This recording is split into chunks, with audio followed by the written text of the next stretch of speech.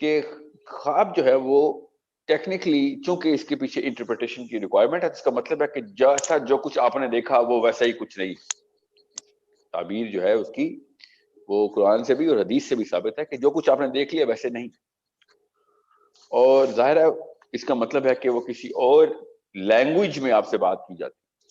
وہ ایسے سمبلز ہیں جن کی ڈائریکٹ ان کے مطلب مطالب ہیں جو کہ خواب میں کچھ اور نظر آتے ہیں، اور ان کی جو تعبیر ہے وہ کسی اور، ان کی ٹرانسلیشن کسی اور طریقے سے اپنی لائف میں کرنی ہے آپ.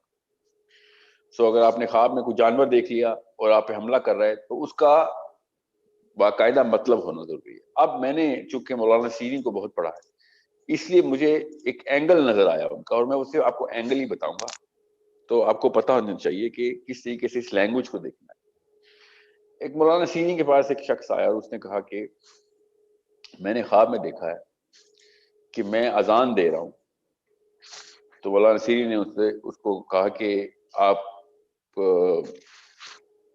کی خواب کی تعبیر کے مطابق تو واللہ عالم، مگر لگتا ایسا ہی ہے کہ آپ کو جلد ہی جو ہے نا وہ پولیس نے پکڑ لینا اور آپ کو جیل ہو جائے گی. اور وہ شخص چلا گیا. اب ان کے شاگرد صاحب بیٹھے ہوئے تھے. پھر دوسرا شخص آیا اسی دن شام کو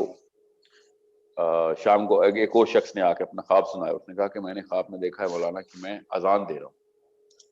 تو مولانا نے پھر کہا کہ واللہ عالم، اللہ ہی بہتر جانتے ہیں، مگر آپ کی خواب کی تعبیر خواب سے تو لگتا ہے ایسا ہی کہ آپ اللہ تعالیٰ کے ہاں بہت معتبر ہوں گے اور لوگوں کو آپ بہت علم جو ہے نا وہ سے مستفید کریں گے اور لوگ آپ کے علم سے بہت فائدہ اٹھائیں گے اور دنیا میں آپ کا بہت نام ہوگا. ان کے شاگرد نے جب دیکھا تو انہوں نے کہا کہ شیخ آپ نے ایک ہی خواب کی دو الگ الگ اور الٹی تعبیریں بتا دی، اس کے پیچھے کیا راز؟ تو انہوں نے پھر بتایا کہ خواب کو کس طریقے سے دیکھتے ہوتے ہیں اور خواب کی تعبیر کیسے دیکھتے ہیں. پھر انہوں نے بتایا کہ جو پہلا شخص تھا وہ ایکچولی اس کی پروفائل میں جو ان کو پتا تھی آف کورس کہ یہ بندہ ٹیکنیکلی ایک کرمنل ہے مگر ہی is not been caught yet, اور وہ بہت فراڈ کرتا ہے لوگوں کے لین دین میں بہت مسئلے.